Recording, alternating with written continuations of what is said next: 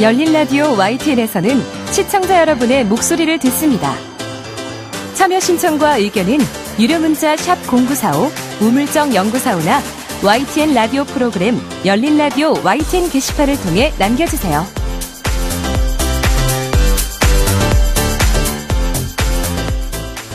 지난 한 주간 있었던 뉴스들 가운데 사실 확인이 필요한 뉴스를 팩트체크해보는 시간입니다. 팩트체크 전문 미디어 뉴스톱의 송영훈 팩트체커와 연결돼 있습니다. 안녕하십니까?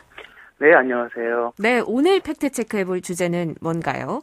네, 대선이 끝나면서 윤석열 당선인의 공약에 관심이 좀 모아지고 있습니다. 네. 특히 온라인 커뮤니티와 소셜미디어에서 최저임금제도 폐지, 주 52시간 근무 폐지, 여성가족부 폐지, 이게 많이 얘기되고 있는데요.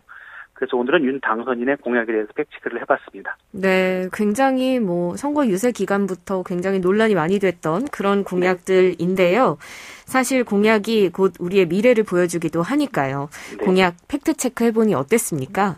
네, 우선 많이 얘기된 이 세 가지 가운데요. 최저임금제랑 주 52시간 근무 폐지를 공약하지는 않았습니다. 네. 이 두 가지에 대해서는요, 폐지는 아니고 수정 혹은 조정하겠다 이렇게 공약을 했었고요. 이에 비해서 여성가족부 폐지는 공개적으로 약속한 내용입니다. 이번 선거에서 가장 큰 특징이자 논란 가운데 하나가 남녀, 특히 20대 남녀를 갈라치기 했다는 양당에서 그런 평가가 많았는데, 논란이 많았는데, 네. 결국 투표 결과에서도 20대 남녀의 지지가 좀 확연히 갈렸는데요. 그 배경 가운데 하나가 이 윤 당선자의 여성가족 폐지 공약이 있었습니다. 그렇죠. 대선이 끝나자마자부터 지금까지도 이 여가부 폐지 공약이 계속해서 논쟁이 되고 있지 않습니까? 네. 그래서 이와 관련해서 이 정청래 더불어민주당 의원이 자신의 SNS에다가 이명박 MB정부 인수위 때도 여가부 폐지를 추진했다가 실패했다 이러면서 윤 당선자의 여가부 폐지가 쉽지 않을 것이라고 밝혔습니다. 그래서 이 내용을 첫 번째 팩트체크로 확인해봤는데요. 네. 우선 여성 정책을 총괄하는 정부 부처는 1997년 대선에서 당시 이제 김대중 정부에서 여성부 신설을 공약을 내걸었습니다. 그렇군요. 네, 그래서 이제 당선이 된 후에 취임 후 1998년 처음으로 대통령 직속 여성특별위원회를 설치했고요. 이후에 준비를 거쳐서 2001년 1월 29일 각 부처의 분산된 여성 관련 업무를 일괄해서 관리 집행할 수 있는 여성부가 신설이 됐습니다. 그 당시에 이제 업무가 기존의 여성특별위원회 업무와 함께 이 보건복지부로부터는 가정폭력, 성폭력 피해자의 보호, 성매매 등의 방지 업무를 받았고요. 또 일제강점기 일본군 위안부에 대한 생활 안정 지원 사무를 이관받았고, 또 노동부에서는 일하는 여성의 집 사무를 이관받아서 수행을 했습니다. 네. 네. 그리고 당시 여성부에서 현재와 같은 여성가족부로 다시 바뀌었는데요.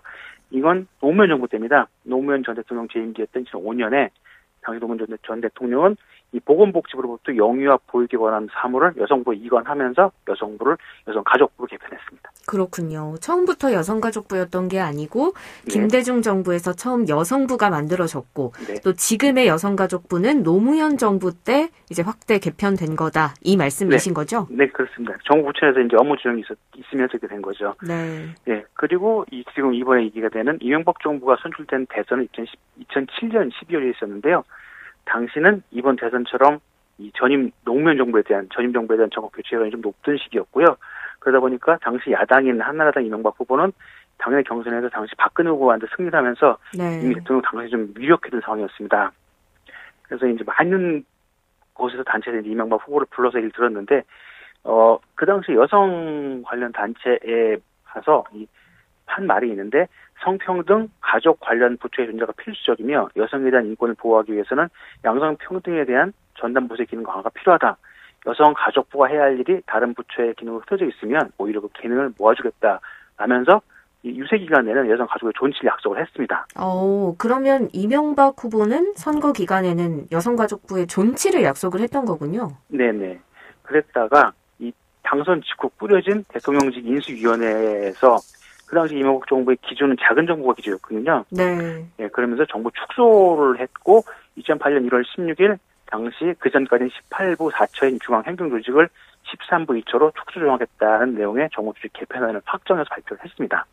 그 안에는 기존의 통일부, 해양수산부, 정보통신부, 여성가족부, 과학기술부가 통폐합 대상이었습니다. 그러네요. 네. 예, 이런 발표가 나오죠. 여성계는 곧바로 반발이 나섰습니다.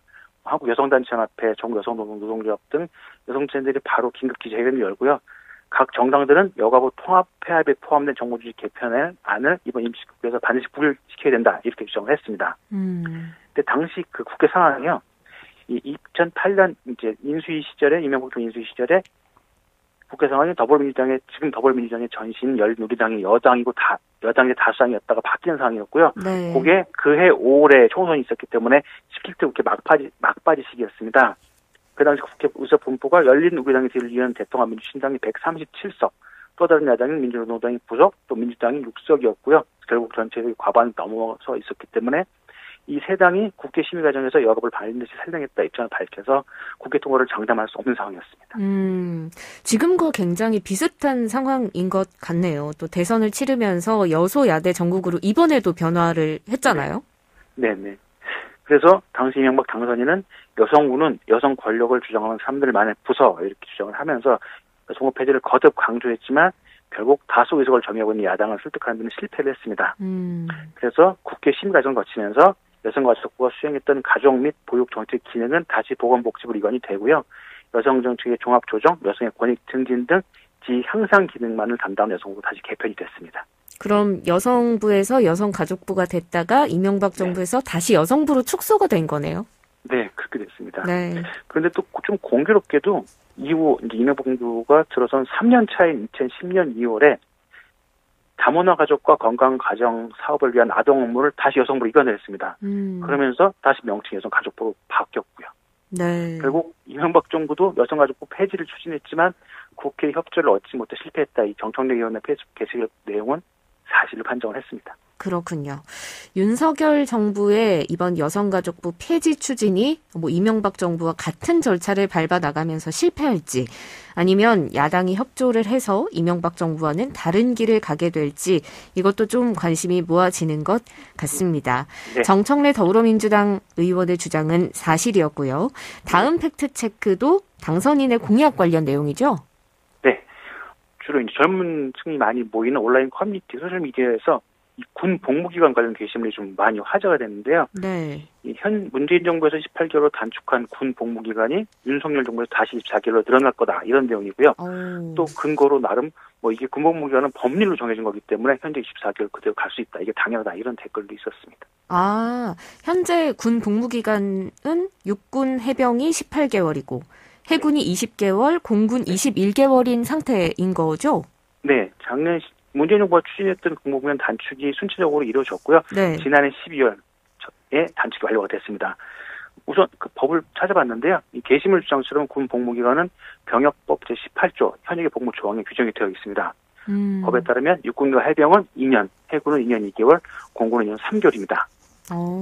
네. 이 같은 법적 군 복무기간은 이 병역법이 처음 제정된 게 1949년인데요. 그때부터 1994년까지는 육군과 해병은 2년, 해군과 공군은 3년이었고요. 이후 1995년 병역법 개정으로 해군과 공군이 각 2년 6개월 단축이 되었고 다시 또 2004년에는 해군 2년 2개월, 공군 2년 4개월, 또 2020년에는 공군이 2년 3개월로 각각 단축이 됐습니다. 그러면 병역법상의 복무기간이랑 실제 지금 군인분들의 복무기간이 다르다는 건데 어떻게 이게 가능한 거죠? 네, 아까 그 조항이 병역법 18조인데요. 바로 다음 19조에 현역 복무기간의 조정 조항이 있습니다. 네. 네, 이 조항에 따르면 국방부 장관은 정원 조정의 경우 또는 병 지원율 저하로 복무기간의 조정이 필요한 경우에는 6개월 이내에서 단축할 수 있다. 네, 국무회의의 심의를 거치고 대통령의 승인을 받아야 합니다. 이런 조항이 있습니다. 네. 그래서 이 조항을 바탕으로 이전에 노무현, 이명박, 박근혜 정부에서도 공약 혹은 정책으로 병 복무기간 단축이 진행됐습니다.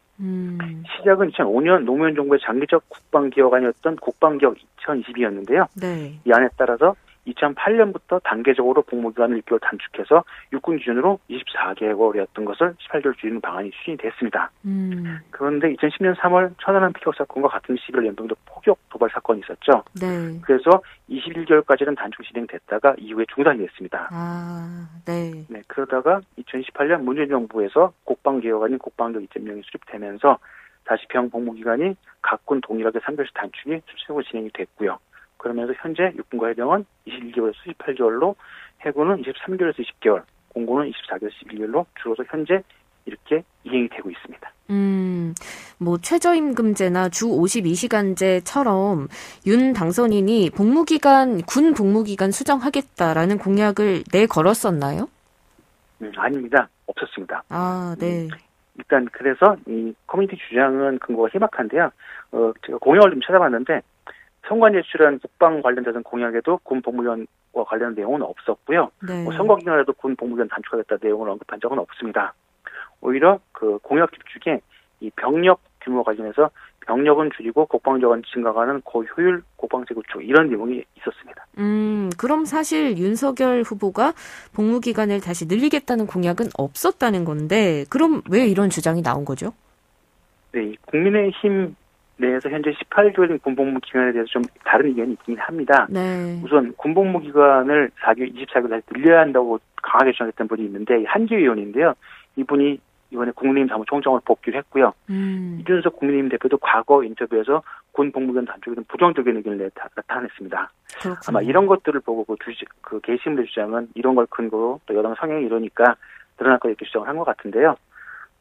앞으로 이명박 정부 때처럼 북한에 도발이 있지 않은 이상 도발이 있어서 여론이 바뀌거나 그러면서 군복무 연장이 추진할 수 있을 수 있긴 하지만 아직은 이건 다 추측이죠. 예상이거나. 네. 그래서 아직은 이런 것들을 근거로 윤석열 정부가 공약에도 없는 내용을 추진할 것이다. 이렇게 보기는 좀 어려울 것 같습니다. 그렇군요. 그럼 정리하면 군 복무기간은 법적으로 규정이 돼 있는 건 맞고 또 대통령의 승인을 통해서 6개월까지 늘리거나 줄일 수 있는데 윤석열 정부가 군 복무기간을 늘릴 거라는 주장, 공약은 구체적인 근거가 없는 추측에 불과하다.